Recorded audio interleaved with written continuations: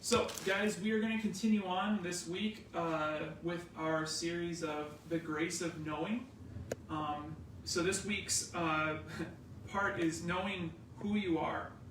I want to talk about our identity, or how what you believe should change who you are. And who you are, I mean by who you are, what you do, what you say, how you act. So want to think through some of these questions I have here for table talk. So what do you, and by the way, feel free to write in. If you don't want to right now, you can write in later. Thank you. Just let us know if you guys have questions at any point in this. You don't have to wait till the end to raise your hand or to comment. That's why they're active. So just let us know if there's something. Dahlia, let me know and we'll talk about it. So what does it mean to have an identity? I think what we would normally say is, this is what I'm about. This is who I am. This is what I do. And our identity plays into a lot of why we do those things. And I think your identity would then shape your perspective. But how does it shape your perspective? The way that you see the world, the way that you see problems, the way that you see solutions.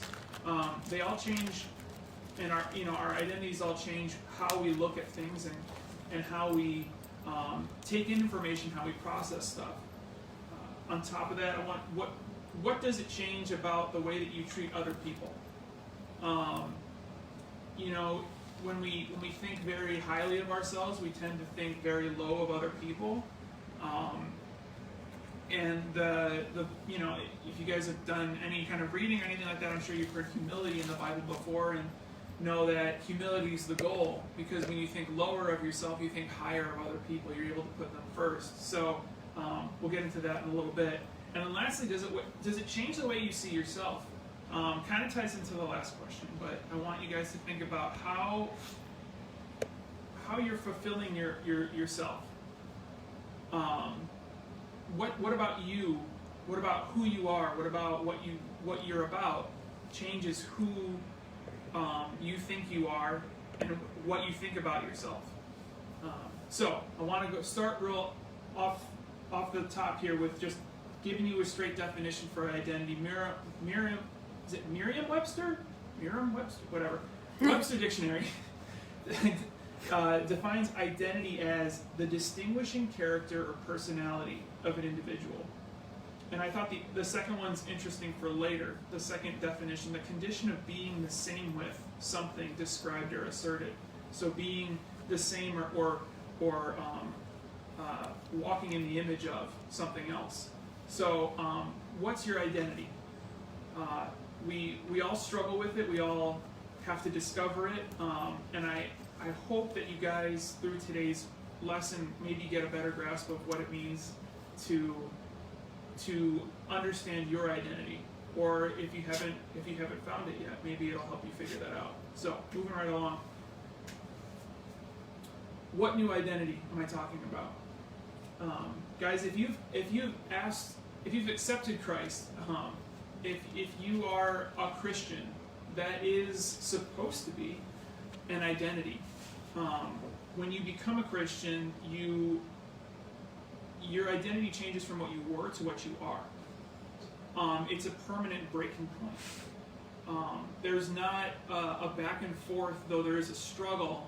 You are now set perfect before God. And so 2 Corinthians 5:17 says, "Therefore, if anyone is in Christ, he is a new creation. The old has passed away, and see, the new has come."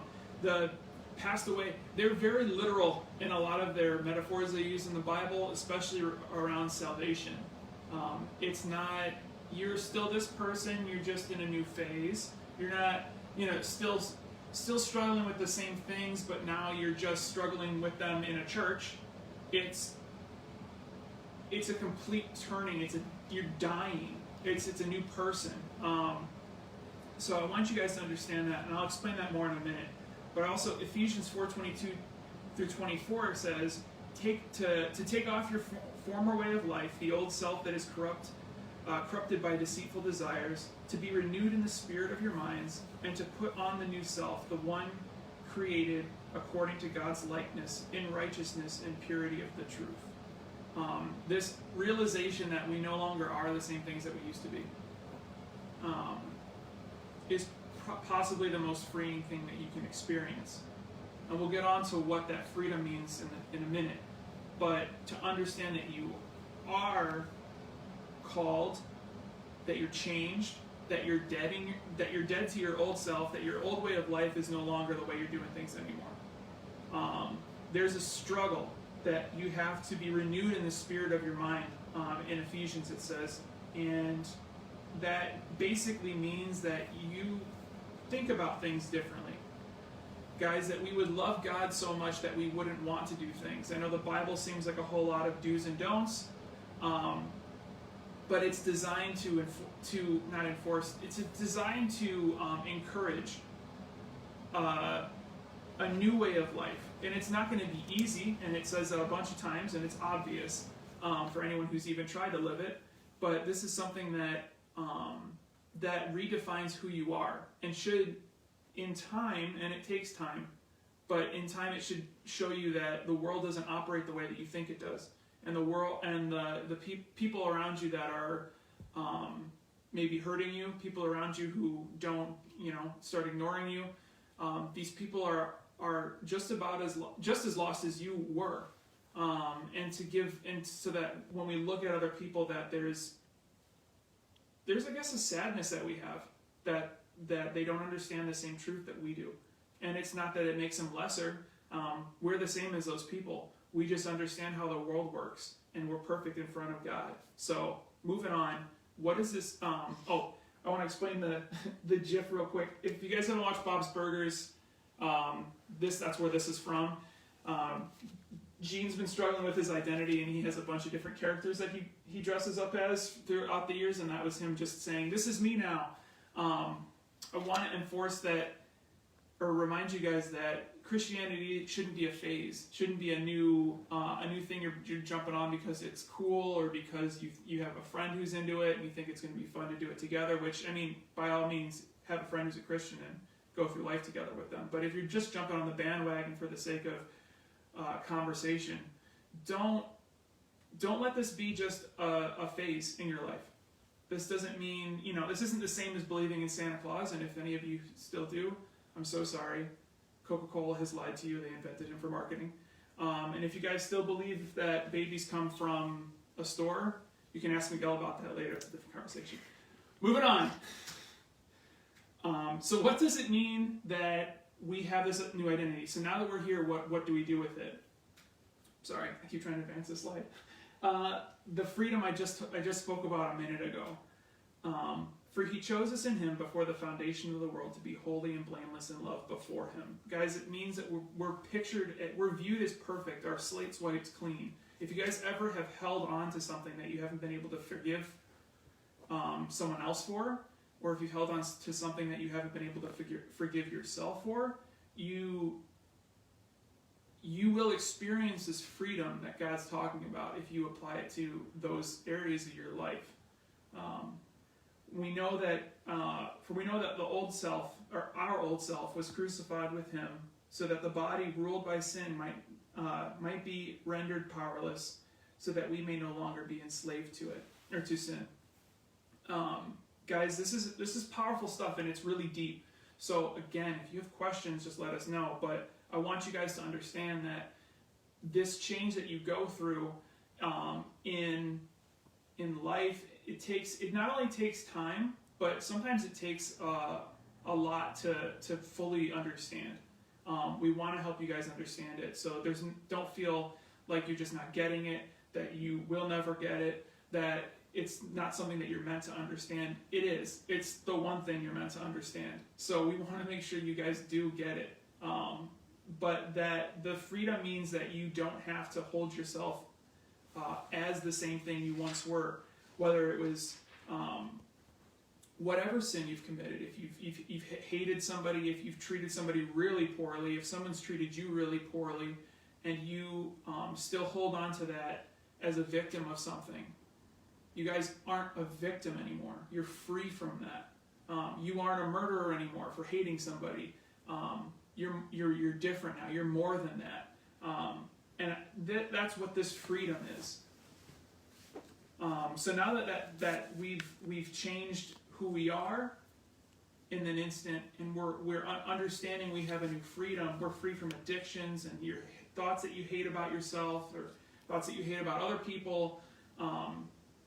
We have a certain responsibility to know that God has forgiven us, and that should affect the way that we look at other people. So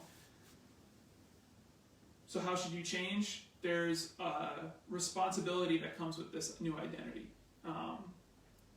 I put up Miles Morales because I think I've seen about 150 different people that I know who have dressed their kids up as Miles Morales for Halloween. And I won't say it. I won't say the line because that's what they said in the movie. They're like, just don't say it. Don't say the responsibility line. But you guys know what it is. In the same way, Colossians says, therefore, as God's chosen ones, holy and dearly loved, put on compassion, kindness, humility, gentleness, and patience. Guys, the way that we see ourselves should flow out of us to be the way that we see other people. Not only as people that, people with rights, people that deserve justice in the same way that we do.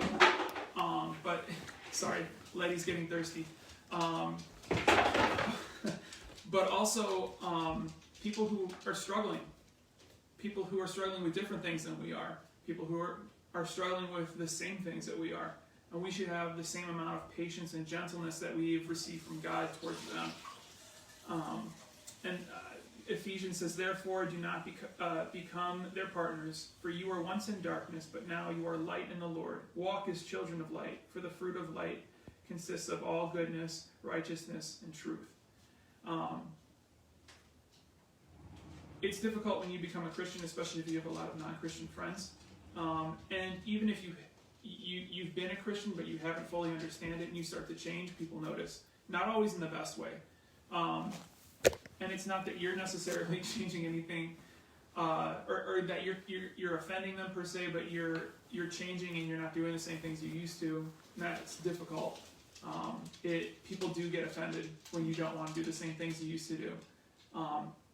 And there's a certain understanding you have to have for that, to be gentle in that, explaining that it's not something that you're trying to do to hurt them, but it's just not who you are anymore. But so there's this understanding that you have a responsibility to be a person that reflects the same love and forgiveness that God has shown you. So keeping that in mind, I have our big idea. I put way too many transitions in this thing. If we truly understand who we are, our minds, hearts, and actions change from the imperfect things we were to the forgiven, holy, loved ones we are. Understanding how much God loves us is completely it's the most important thing to understand how to become a Christian and how to change. Your identity now shapes who you are, how you think, how you vote, how you talk to people. It's not something that should be a separate part of you. It should be you only, and everything else is just secondary to it. So if you guys have any questions, comments, or complaints, let us know. I have one announcement, I think, because we don't have the trunk or treat. If you guys missed it, really sorry. It was really cool. I know Karen Liato posted a lot of stuff on Facebook, so you can go ahead and catch up on that. ESM Tonight is on Wednesday nights at 6 p.m. We're going to be live in the same place on Facebook. We're still working out stuff with Zoom, so if you have any questions about that, that's what we're working on it. That's your answer right now. If you guys have any funny videos or GIFs, make sure you send it to Miguel on Facebook Messenger. Make sure to send it to him privately so that he can make sure that they are okay to share with the rest of people, of our friends and stuff, and make sure that we're all on the same page here. With that being said, you guys have a great week. It was so fast. I'm sorry. That was it. That was all I had. I'm trying to see if there's any questions. Yeah, if there's any questions. Okay, well, I'm going to play this because it's going to be awkward if I don't.